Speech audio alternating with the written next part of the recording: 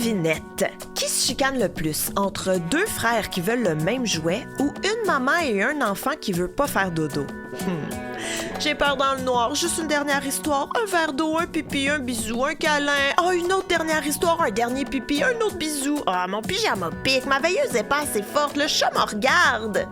Les petits sont très créatifs pour étirer l'heure du dodo. Comme parents, en fin de journée, souvent, on a hâte que les enfants soient couchés. Pas étonnant qu'il y ait des frictions. Juliane, 3 ans et demi, et Théo, 2 ans, sont les enfants de Caroline. Puis quand vient l'heure du coucher, le plus jeune s'endort sans problème. C'est la plus grande qui donne du fil à retordre. Pour elle, toutes les raisons sont bonnes pour ne pas dormir. Ce qui, sans grande surprise, met les parents à rude épreuve. Pour essayer d'adoucir le pré-dodo, pour vivre un moment relaxant plutôt que stressant, on rencontre la docteure Katia Gagnon, neuropsychologue et psychologue spécialisée dans le traitement des troubles du sommeil.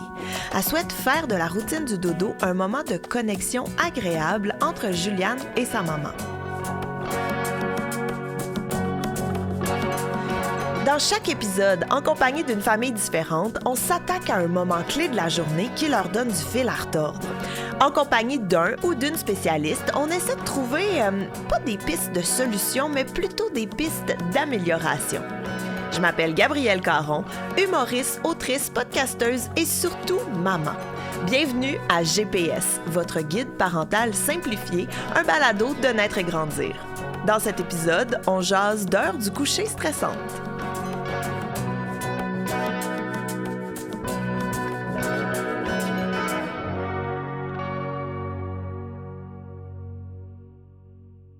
Alors, bonjour Caroline. Allô? Allô? Pourquoi qu'on se rencontre aujourd'hui? Est-ce que tu veux m'expliquer un petit peu pourquoi? Dans le fond, on se rencontre à cause que j'ai des problèmes de sommeil avec ma fille, ma grande fille de 3 ans et demi. Et je demande des conseils justement pour pouvoir l'aider. Dites-moi un peu, le soir, là, quand vous essayez de l'endormir, là, c'est quoi les comportements que Juliane a? Elle va me crier dessus, non, en permanence, jusqu'à temps que je quitte la pièce et que soit mon conjoint ou quelqu'un vienne m'aider parce que Juliane ne veut rien savoir de moi. Et ensuite, quand que moi, je vais me coucher, elle vient me rejoindre et comme si de rien n'était arrivé. Donc, ouais. OK. Au niveau de la routine, le soir, ça a l'air de quoi? Normalement, ma fille a un petit frère. Donc, le petit frère va aller se coucher de 7h à 7h, en fait. Et sa routine va être de brosser les dents, de changer la couche. Et ensuite, on va le coucher. Et à 7h30, il est parti pour la gloire. Et ensuite, Juliane, elle, on la laisse de 7h à 7h30 qu'elle soit comme un peu en mouvement toute seule. Et après ça, on commence la routine. Donc, aller aux toilettes, brosser les dents, ensuite brosser les cheveux, ce qui devient à ce moment-là assez chaotique parce qu'elle ne veut pas se brosser les dents, elle ne veut pas faire son pipi et ne veut pas se brosser les cheveux. Et ensuite, ça commence l'escalade de cris et de pleurs parce que Juliane ne veut pas rien savoir. Ça arrive souvent que les enfants qui ont 3 ans et demi ont plus de difficultés à s'endormir le soir. En fait, c'est un moment où on est en transition entre le fait de garder la sieste et puis de sieste. Donc, le fait d'avoir une longue sieste dans la journée, ça peut faire en sorte que l'heure du coucher va être un peu plus tardif. C'est un peu comme nous. Nous, on n'a plus besoin de faire la sieste, mais si on fait 2 heures de sieste dans la journée, ça se peut qu'on se couche un petit peu plus tard là, ce soir-là. Donc, les besoins de sommeil, ça évolue dans le temps. Il y a beaucoup de variabilité interindividuelle, ce qui veut dire que 18 heures de sommeil par période de 24 heures, ça peut être normal. Puis 9 heures de sommeil par période de 24 heures, pour un petit bébé, là, ça peut être normal. Puis là, la maman qui tombe sur l'enfant qui fait 18 heures de sommeil par période de 24 heures, elle trouve donc qu'elle a l'affaire. Puis l'autre, qui a un bébé qui fait juste 9 heures sur 24 heures, elle se met à lire là, sur le sujet du sommeil, puis elle se demande qu'est-ce qu'elle fait de pas correct quand, dans le fond, les besoins de sommeil, c'est propre à chacun. Donc, il y a beaucoup de variabilité chez les enfants, chez les bébés. Plus qu'ils sont petits, plus c'est variable. Puis après ça, ça devient plus stable là, dans le temps. Non seulement c'est variable, mais aussi les besoins vont diminuer avec l'âge. Donc, plus l'enfant grandit, moins il a besoin d'heures de sommeil au total sur 24 heures. Puis, éventuellement, ils vont lâcher la sieste. Donc, ils n'auront plus besoin de sieste. Donc, l'endormissement est très long.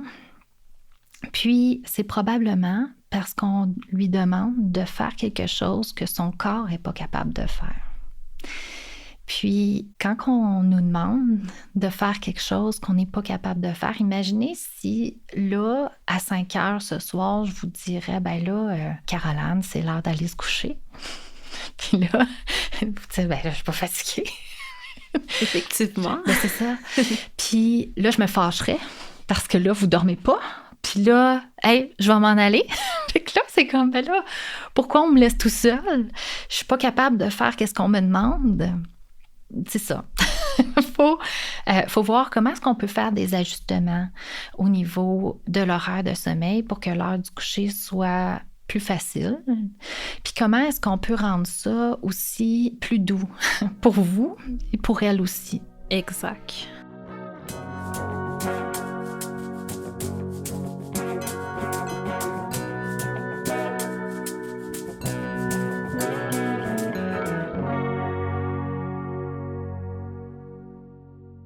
Dans le fond, je vais vous expliquer un peu comment ça fonctionne, les mécanismes du sommeil, puis comment est-ce qu'on va, dans le fond, mettre en place des interventions pour vous aider à ce que Juliane dorme le soir. Il y a plusieurs choses à savoir sur l'horloge biologique, c'est que c'est quelque chose qui s'entraîne. Donc, le fait de se lever chaque jour à la même heure, ça fait en sorte que notre horloge biologique est bien alignée. Okay? Donc, les hormones, la drive d'éveil, dans le fond, les hormones d'éveil vont arriver chaque jour en même temps. Puis des fois, on le voit, là, on va se réveiller un petit peu avant le cadran. Puis ça nous dit que notre horloge est bien synchronisée. Le fait de se lever à des heures vraiment différentes entre la semaine et la fin de semaine, ça peut faire en sorte qu'on se sent un peu moins bien, qu'on a de la difficulté, on n'a pas faim à la même heure, on peut être un peu en genre de décalage horaire. C'est sûr qu'une heure, c'est pas beaucoup, là, mais dès qu'on a un bon écart, là, c'est là où on va... les gens, souvent, vont laisser le cadran aller la fin de semaine, puis là, ben, après ça, le dimanche, ils ont de la difficulté à s'endormir, puis souvent, c'est à cause de ça. OK. Aussi, l'horloge biologique va réguler le moment de la sieste pour les enfants. Donc, il va y avoir, puis nous aussi, là, comme adultes, il y a, en après-midi, après le repas, là, un bon moment là, pour dormir pour la majorité des individus. Donc, pour les enfants aussi, c'est la même chose. Maintenant, deuxième processus de régulation du sommeil, c'est la pression homéostatique.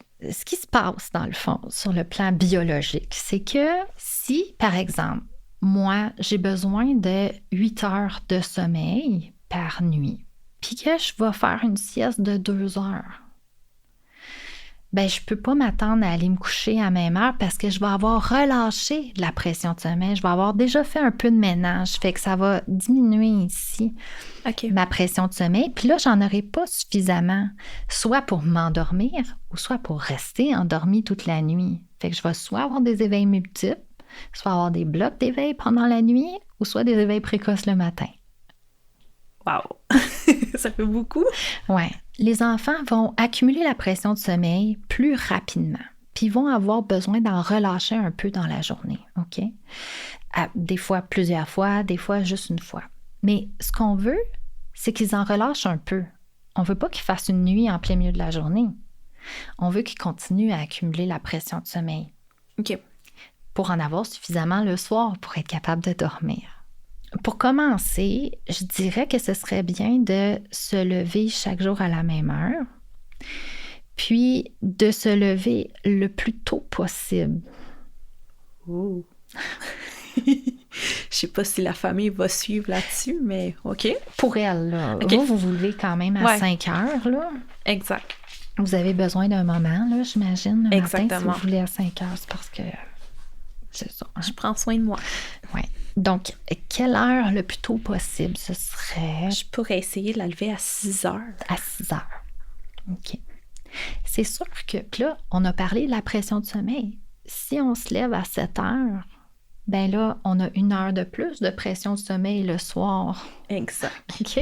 Haha. Là, je vois où est-ce que tu t'en vas. Ouais. Même si à la garderie, là, elle fait des bonnes siestes, ça se peut des fois, ça arrive là, que juste cet ajustement-là, quand on ajuste l'heure du lever, ça peut aider là, au coucher. Donc, on va essayer de se lever le plus possible là, à la même heure chaque jour, puis s'exposer à la lumière pour synchroniser l'horloge biologique. OK. OK. On essaie de faire les siestes dans un environnement qui est lumineux, en déplacement. OK.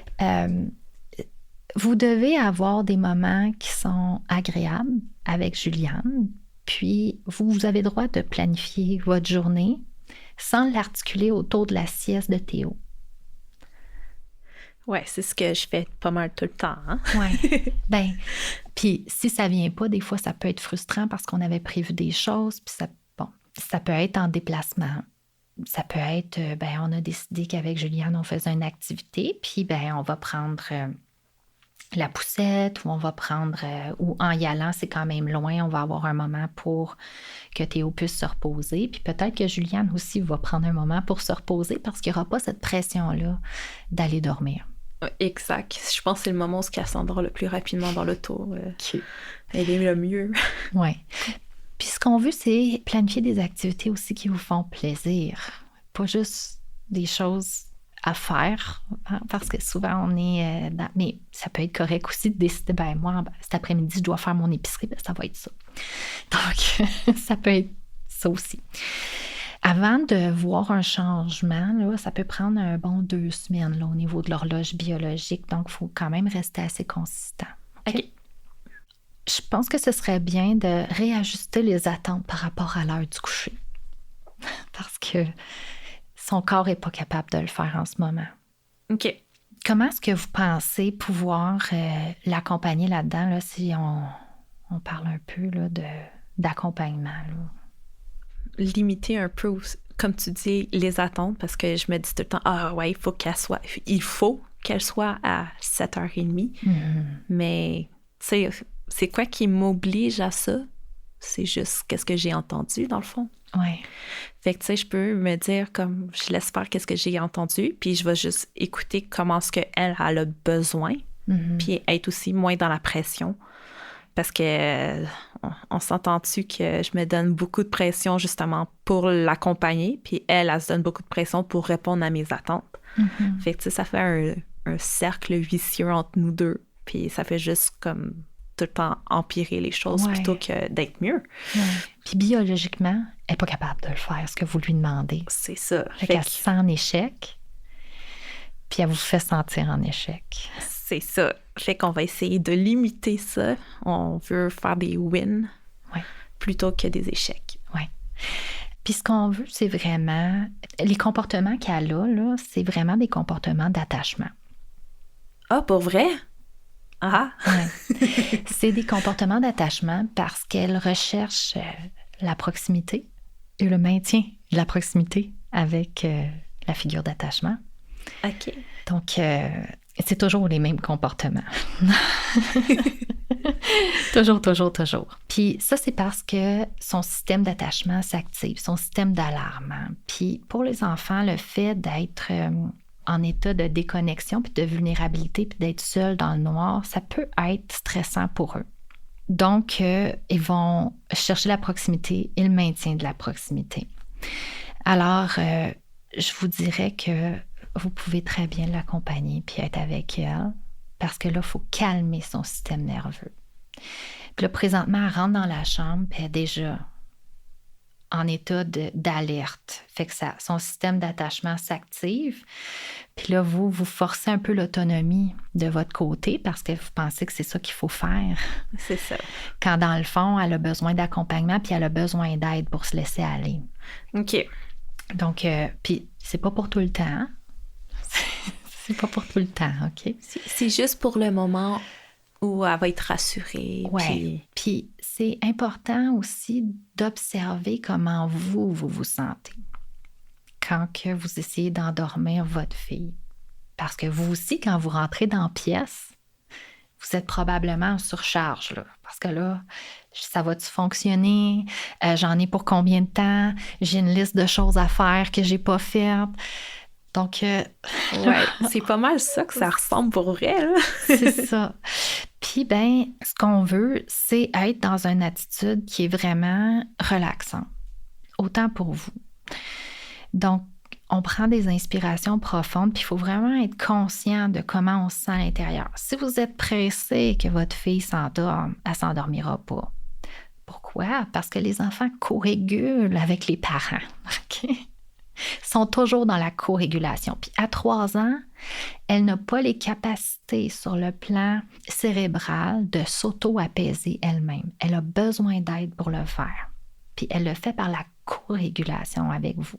Puis si vous êtes en état de stress, en état d'alerte, elle va sentir votre respiration qui est plus rapide, votre exaspération, l'anxiété, votre cœur qui bat plus vite, les mouvements sont plus brusques. Puis, ben ça, les enfants, ils captent ça, puis ils disent « C'est pas le temps de dormir! Il y a un prédateur pas loin! »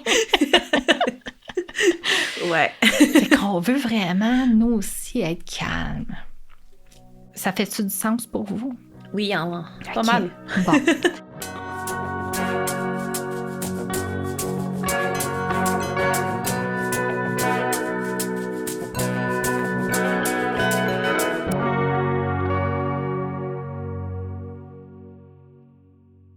Je ne sais pas si vous avez déjà essayé de vous endormir après vous avoir chicané avec votre conjoint. C'est dur en titi. Elle essaie de s'endormir après s'être chicanée avec vous. Ouais. Elle trouve ça dur aussi. Fait que ce qu'on veut, c'est vraiment être dans un état d'esprit plus positif, de se dire, ben, je vais t'accompagner, ma chouette, je comprends que c'est dur pour toi. Je vais être là avec toi, il n'y a pas de problème. Si tu veux que je sorte parce que tu as besoin d'espace, il n'y a pas de problème, mais je vais revenir voir souvent. Si jamais là, elle vous dit de sortir. C'est possible que présentement, la routine, puis je dois dire la routine est très correcte. Là, ce qu'on veut, c'est avoir une routine du soir qui va des activités qui sont plus excitantes ou plus relaxantes. Ce qu'on veut aussi, c'est dissocier le moment où on prend soin de soi du sommeil. Parce que trop souvent, c'est le seul moment que le parent a pour prendre soin de soi. D'ailleurs, vous vous levez très tôt là, le matin, possiblement, pour pouvoir prendre soin de vous. Exactement. Oui. Je me suis souvent fait dire « Ah, ben, c'est ton break quand que les enfants dorment, puis il faut que tu te dépêches pour justement t'occuper de toi. » Puis je pense pas que c'est logique en tant que tel, là. Ça fait mettre plus de pression. Tout à fait. Puis on est plus confortable, là. Oui, puis ça fait en sorte qu'on a de la frustration par rapport au sommeil. Exactement.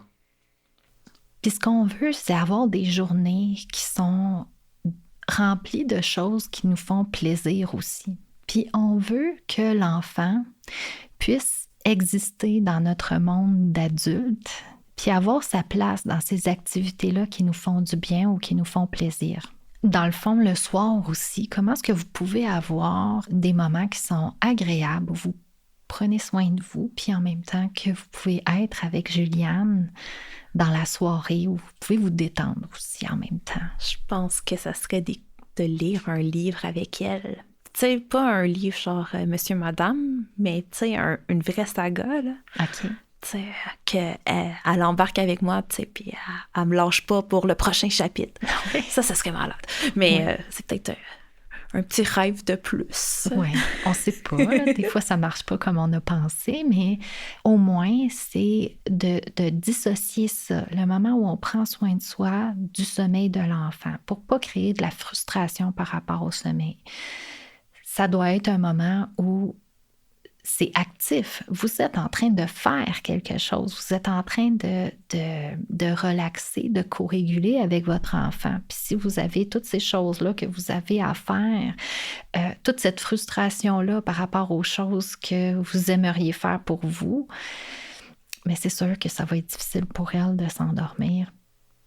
Donc, je vous encourage vraiment à identifier ces activités-là, comme le yoga, ça peut très bien se faire pendant que les enfants sont là ou les inclure. C'est sûr que ça va être écourté, ce ne sera pas pareil, mais quand même, ça peut être quelque chose qui va dans le sens de quelque chose que vous aimez puis qui fait en sorte que vous vous sentez bien dans votre parentalité aussi. Si on fait un récapitulatif là, de ce dont on a parlé, possiblement que Juliane est en transition là, au niveau des siestes vers un sommeil qui est seulement nocturne. C'est une transition. Ça veut dire que ça se peut qu'elle ait encore besoin d'une sieste quand même à la garderie. On en a parlé, puis que la fin de semaine, elle n'en ait plus besoin. Éventuellement, ça va faire en sorte qu'elle n'en aura plus besoin non plus à la garderie. Là. On ne sait pas combien de temps la transition va durer non plus. Donc, ce qu'on veut, c'est avoir plus de flexibilité au niveau de l'heure du coucher. Moins d'attente là aussi par rapport à ça. Et ce qu'on peut faire pour augmenter un peu la pression de sommeil, ce serait de se lever un peu plus tôt chaque jour à la même heure.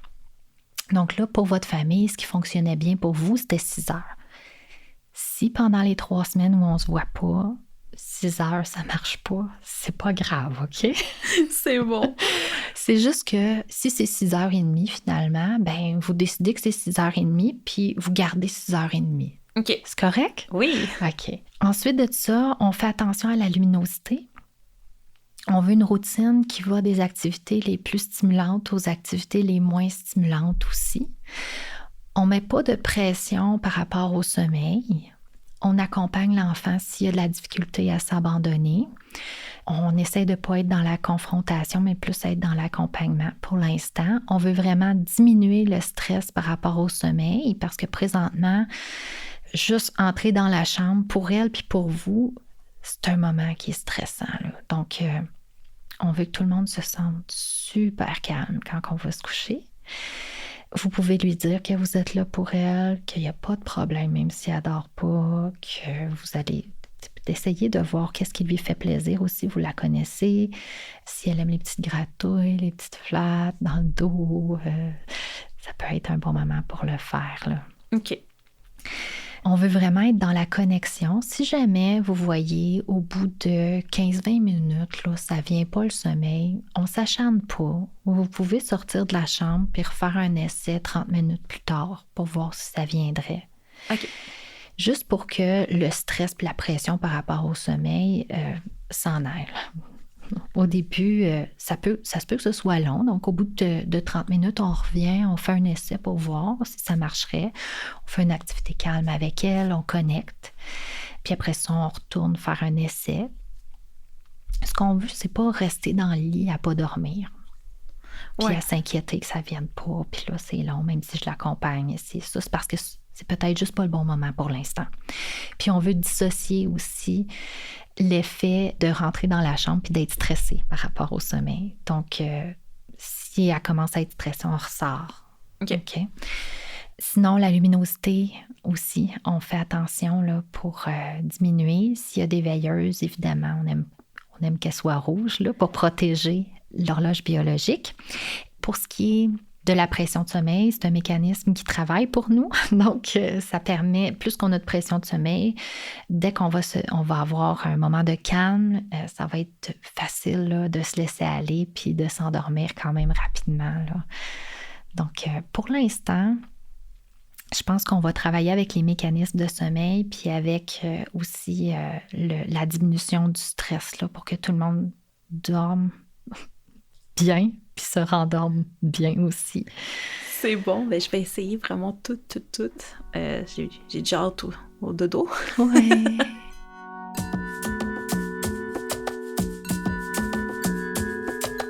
Caroline a clairement expliqué ses routines du dodo chaotique. Tous les soirs, on dirait un véritable combat. Dans le coin droit, du haut de ses 3 ans et demi, Juliane! Dans le coin gauche, fatiguée mais déterminée, la maman Caroline!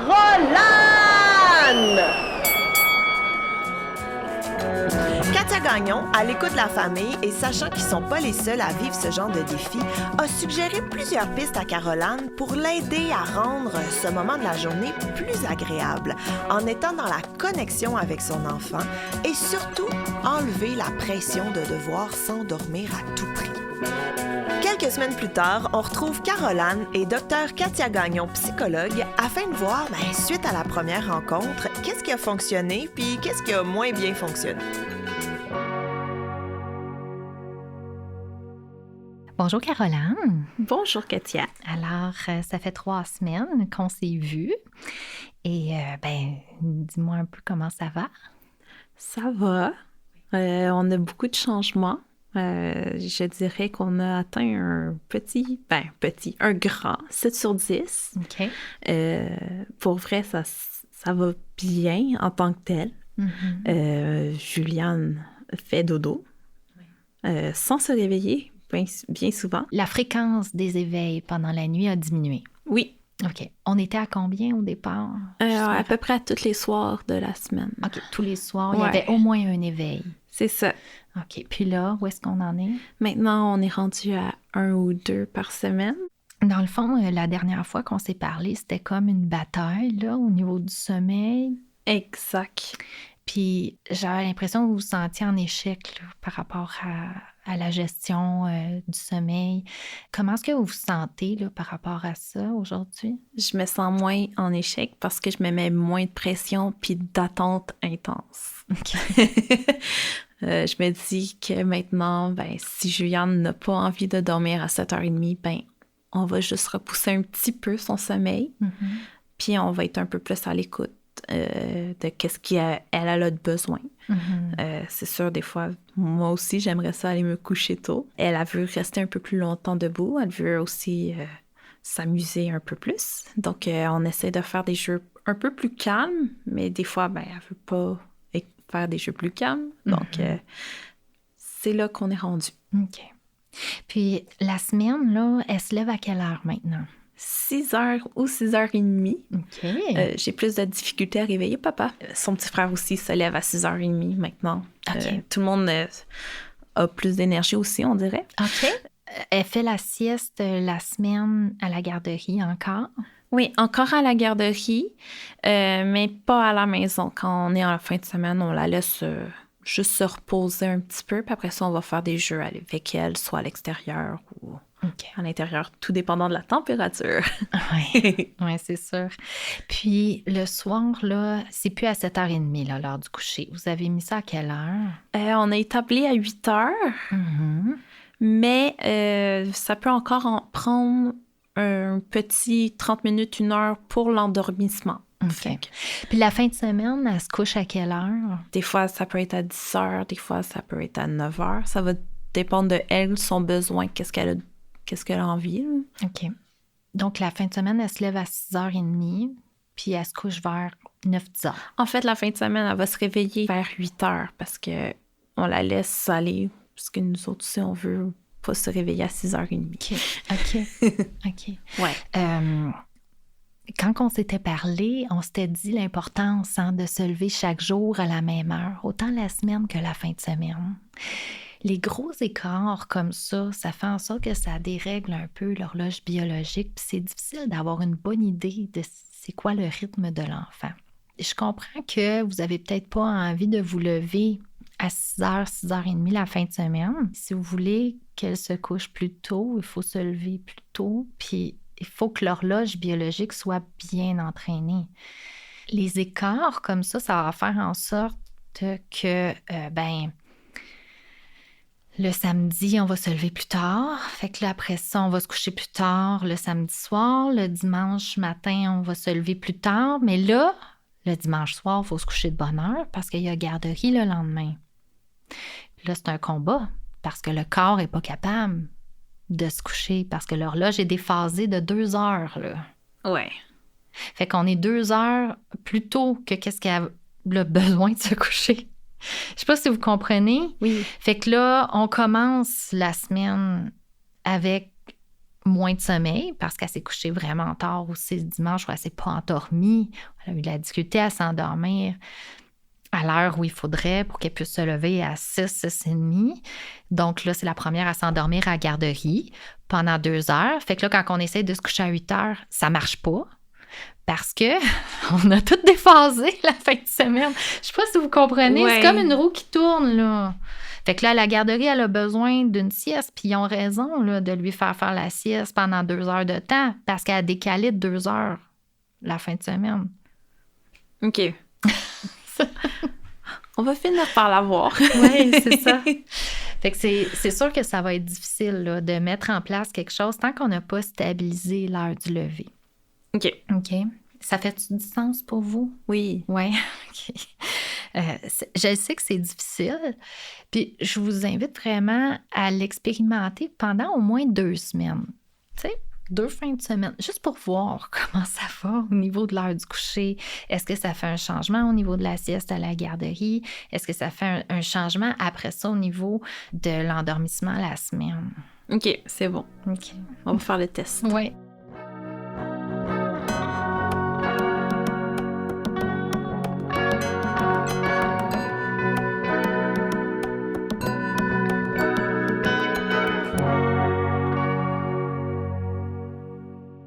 Si vous voyez que ça ne vient pas, vous allez faire votre activité calme à l'extérieur de la chambre.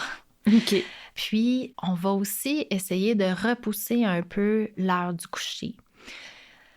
Puis, quand on parle de repousser un peu, on va y aller, là, c'est 8 heures que vous avez établi. Oui. On va faire un 8h15, OK? C'est-tu faisable, ça? Oui. Oui. Bon, on va faire un 8h15 pendant une semaine. Puis on va observer comment est-ce qu'elle réagit, combien de temps ça lui prend pour s'endormir. Est-ce qu'on doit ressortir souvent de la chambre? Donc, on va essayer un 15-20 minutes de faire des câlins pour s'endormir, d'être vraiment dans un état de calme. Si on voit que ça ne fonctionne pas ou si on entre dans la chambre puis tout de suite être comme en état d'hypervigilance parce qu'elle n'est pas bien, on ressort de la chambre, on fait une petite activité calme. On peut regarder, est-ce qu'elle me donne des signaux de somnolence? Hein? Est-ce que ses paupières sont lourdes? Est-ce qu'elle cogne des clous? Est-ce que c'est... on sent que ce sera un bon moment pour y aller? Bien là, à ce moment-là, on peut la prendre dans nos bras puis l'amener. Et ça va prendre du temps. On veut créer une association entre le lit, l'endormissement rapide et le sommeil. OK. C'est pas parce qu'on recule l'heure du coucher que ça va toujours être cette heure-là. L'heure du coucher, c'est quand même quelque chose qui est flexible. C'est l'heure du lever qui ne l'est pas. Puis souvent, on voit l'inverse. Hein? L'heure du lever, c'est vraiment quelque chose qu'il faut que ça reste stable. C'est vraiment l'heure du coucher qu'on peut ajuster en fonction des besoins de l'enfant. C'est sûr que si, par exemple, elle se couche en même temps que vous, puis vous êtes rendu au point où vous vous endormez, mais votre enfant ne s'endort pas. Oui, qu'est-ce qu'on fait dans ce temps-là? Bien, c'est là où il faut avoir une discussion avec le milieu de garde. OK. Parce que des fois, il y a des gens qui vont vouloir couper la sieste parce que l'enfant ne s'endort pas à 7 heures. Alors qu'ils ont quand même besoin d'une sieste, cet enfant-là. Puis, oui, à un moment donné, ben la soirée, pour nous, il y en a un petit peu moins. C'est pendant un temps, c'est pas pour tout le temps. C'est juste pendant un moment où l'enfant est en transition au niveau de la sieste versus sommeil de nuit, tout consolidé. Puis la sieste va avoir un impact à partir de 2 ans. Là, on voit que ça commence. Il y a beaucoup de recherches qui ont été faites là-dessus. Puis c'est vraiment à partir de cet âge-là où la sieste dans la journée va avoir un impact sur l'heure du coucher. Puis c'est là qu'il faut faire des ajustements. OK. Ah, mais c'est bon à savoir. Ouais.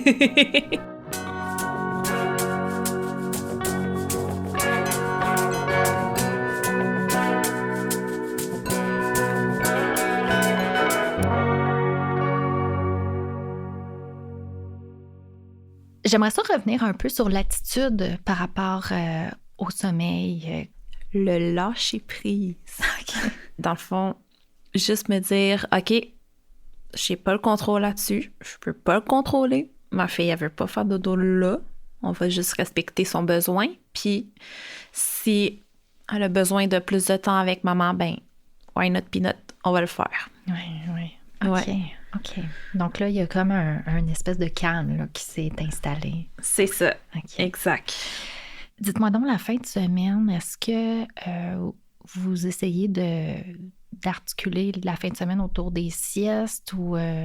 Puis non? maintenant, OK. c'est fini ce temps-là. OK. Si, mettons, on a une activité à faire en après-midi, ben, ils feront la sieste dans l'auto. C'est la meilleure sieste ever de toute façon. Ouais. Fait que, non, on s'est dit que là, ça suffisait parce que je m'empêchais souvent de sortir l'après-midi pour respecter les siestes. Mhm. Puis, comme Juliane n'a fait pas de sieste et que c'est juste Théo, ben, on a fait comme, bon, ben, tu vas faire 1 heure dans l'auto. Puis comment vous vous sentez quand vous avez des choses de planifier ou des activités? Je suis tellement moins stressée. Là. Ouais. Ça me fait du bien de juste me dire, OK, ben, on va voir les enfants comme ils sont, puis je peux pas contrôler ça. Fait que, tu sais, c'est juste, on prend qu'est-ce qu'on a. Puis est-ce qu'il y a des grosses crises? Est-ce que ça va bien? C'est moins pire. Le lâcher-prise fait des miracles. Oui. Puis dans le fond, les enfants, quand ils ont besoin de dormir, ils vont prendre ce qu'ils ont besoin où est-ce qu'ils peuvent. Exactement. Une pile de manteau, c'est tout le temps la meilleure place. Puis souvent, c'est une crainte que les parents ont. Que les enfants ratent la période de sieste ou qu'on fasse la sieste un peu plus tard, puis que là, pendant l'activité, ce soit extrêmement désagréable parce que l'enfant va être submergé émotionnellement, va être en crise, va se désorganiser complètement. Par expérience, de ce que je vois, c'est tout à fait l'inverse. Les enfants sont plus calmes, se laissent aller dans la poussette à dormir pendant que les parents puis le plus vieux ou la plus vieille font une activité. Puis ça fait en sorte que tout le monde est plus heureux parce qu'on s'empêche plus de sortir. Exact. Puis c'est vraiment le fun. Oui. Ça fait du bien. Oui, c'est ça, ça change, les choses.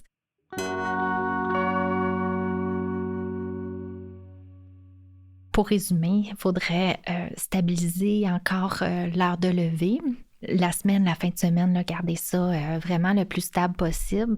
Si 6 heures, 6h30, c'est trop tôt pour vous, ben on peut le changer là, par une autre heure. C'est pas grave, là.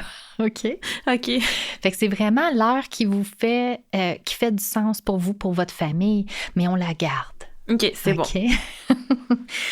Ensuite de ça, on peut essayer de repousser un petit peu l'heure du coucher de 15 minutes chaque semaine. Observer mon enfant, combien de temps ça lui prend maintenant pour s'endormir si on repousse de 15 minutes, jusqu'à temps qu'on ait un endormissement quand même assez rapide. On continue à accompagner l'enfant au sommeil. On fait des activités qui sont calmes. On ne reste pas non plus dans la chambre à coucher si on ne s'endort pas. Si vous sentez en dedans que vous avez de la frustration, que vous n'êtes pas bien, que c'est long, puis que c'est plate, puis que bon, c'est pas un bon moment non plus pour vous pour accompagner l'enfant. Fait qu'on est mieux de ne pas rester dans la chambre à coucher avec l'enfant puis de sortir tous les deux puis faire une activité calme qui est le fun pour nous deux. Ouais. OK. Oui. Faut pas que ce soit plate, là, être parent. Non, on veut du fun un peu aussi. Oui, c'est ça. Quand c'est plate, là, être parent, c'est parce qu'il y a quelque chose qui marche pas. Exact. Ben merci d'être venu, d'avoir partagé tout ça. Ça m'a fait plaisir de vous rencontrer. Ben merci à toi.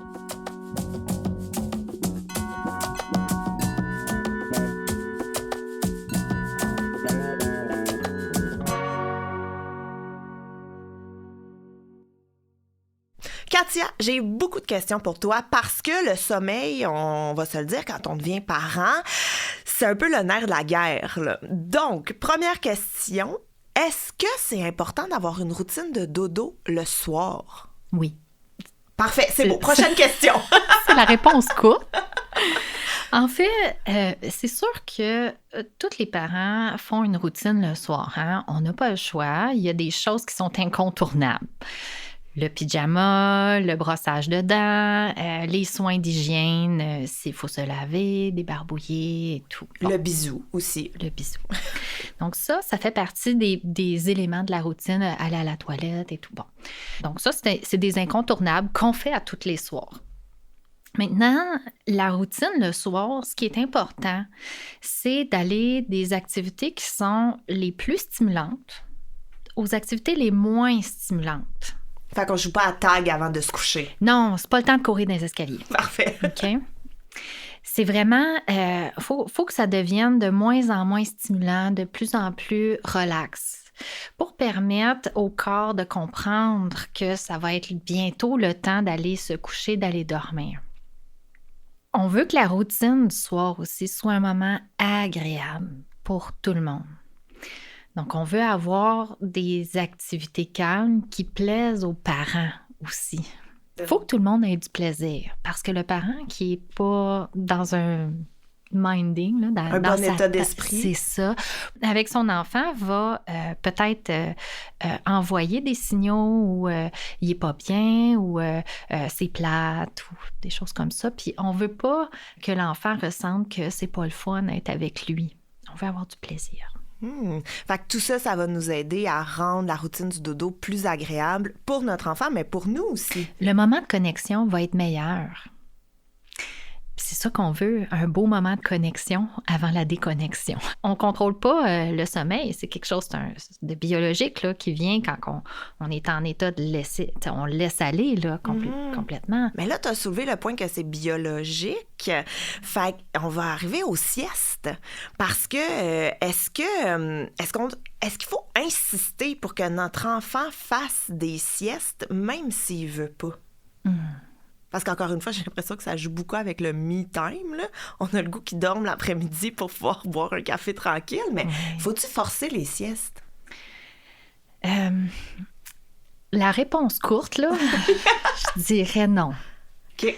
Maintenant, je vais expliquer pourquoi. Il y a beaucoup de choses là, dans ce que vous avez apporté. Le temps pour soi et la sieste, ça ne devrait pas être associé ensemble. Il faudrait privilégier du temps pour soi en même temps qu'on est avec l'enfant. Dans le sens où, moi, exemple, j'aime ça prendre des marches, des randonnées. Ben, je planifie faire une randonnée, même si ça tombe pendant la sieste. Puis mon enfant sera en portage, puis je ferai ma randonnée ou sera dans une poussette adaptée, puis je ferai ma randonnée pour avoir du temps pour moi, tout en étant sans attente par rapport à la sieste. Puis si ça vient, ça vient. Si ça vient pas, ça vient pas. Puis c'est bien correct. Ça peut venir un petit peu plus tard. Parfait, ça. Et là, quand nos enfants dorment pas beaucoup, ont de la misère avec l'endormissement, il y a beaucoup de parents qui se tournent vers la mélatonine. Est-ce que c'est une bonne idée? Je dirais que ça dépend. Puis ça dépend de beaucoup de choses, mais ma réponse, ce serait non, c'est pas une bonne idée. Oh mon Dieu, moi j'en donne la mélatonine à mes enfants. C'est pas une bonne idée pour plusieurs raisons. La mélatonine, c'est pas un hypnotique. C'est pas un somnifère. Ça fait pas dormir. OK? La mélatonine, c'est une hormone de sommeil. Donc, on va donner la mélatonine aux gens qui ont un problème au niveau des rythmes circadiens, donc des rythmes biologiques. Par exemple, on va l'utiliser dans le cas des personnes qui sont en décalage horaire ou en décalage horaire social. Il y a des gens qui sont incapables de se coucher tôt, puis ça fait en sorte qu'ils ne sont pas capables de se lever pour aller au travail. Moi, je prends de la mélatonine exactement pour cette raison. C'est ça arrive. Donc, on va l'utiliser dans ce cadre-là. Quand on offre de la mélatonine à des enfants, il n'y a pas d'études encore longitudinales sur l'utilisation de la mélatonine à long terme chez les enfants. Mais mettons, moi, je fais une parenthèse, là, mais mettons, moi, mon fils, sans mélatonine, s'endort à 11h, 11h30, minuit le soir. Mm-hmm. Je le laisse aller. Mais c'est ça, c'est que ça dépend des gens. Il y a les enfants qui ont des troubles neurodéveloppementaux. Par exemple, au niveau du trouble du spectre de l'autisme, on peut voir certaines recherches qui montrent qu'ils vont produire moins de mélatonine. Donc, ça peut être plus difficile pour eux de s'endormir, mais aussi de maintenir le sommeil. C'est pour ça qu'il y a comme un bémol. Là. Oui. Si c'est parce que mon enfant s'endort pas, il faut essayer de revoir la routine. Et il faut essayer de voir aussi, parce que quand on a parlé de la routine du soir, on n'a pas abordé ce thème-là, mais la luminosité va beaucoup influencer l'endormissement. Si l'enfant regarde sa tablette jusqu'à l'heure du coucher, c'est sûr que ça va entraîner un délai dans la production de mélatonine. Puis ça va être plus dur s'endormir. Puis là, parce que c'est dur m'endormir, là, je me demande qu'est-ce qui se passe avec moi. Là, je commence à stresser. Puis si je stresse, c'est sûr que je m'endors pas. Parce que là, mon corps, il stresse. Là, il sécrète du cortisol. Tout le monde dort sauf moi. Il y a quelque chose qui marche pas avec moi. Donc, c'est ça. C'est comme une roue qui tourne. Là. En fait, au niveau de la lumière, dans le fond, la luminosité, ça va influencer la sécrétion de mélatonine.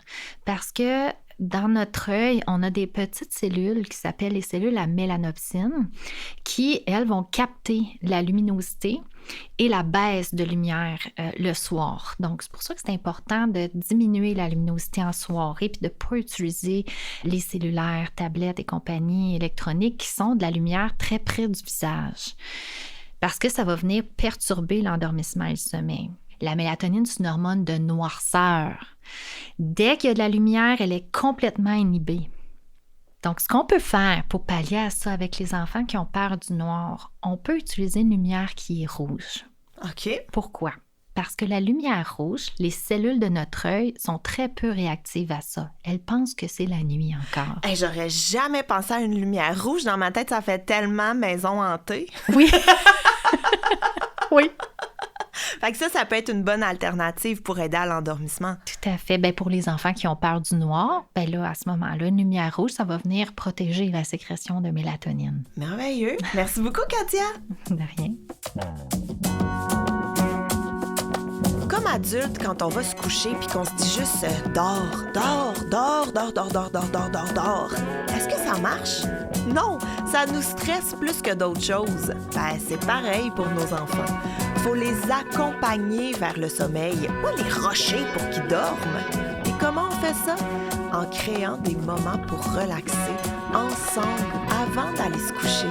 Puis je vous jure qu'à un moment donné, ils finissent par dormir. Hey, il paraît qu'un coup rendu ado, ils font juste ça. Merci d'avoir écouté cet épisode sur l'heure du coucher stressante. Pour en savoir plus sur le sujet ou consulter des articles connexes, je vous invite à consulter le site naîtregrandir.com/balado. Nos invités, Caroline, la maman, et Dr Katia Gagnon, psychologue, notre spécialiste. À l'animation, moi-même, Gabrielle Caron. GPS, guide parental simplifié, un balado de Naître et Grandir en collaboration avec la maison de production Virage Sonore.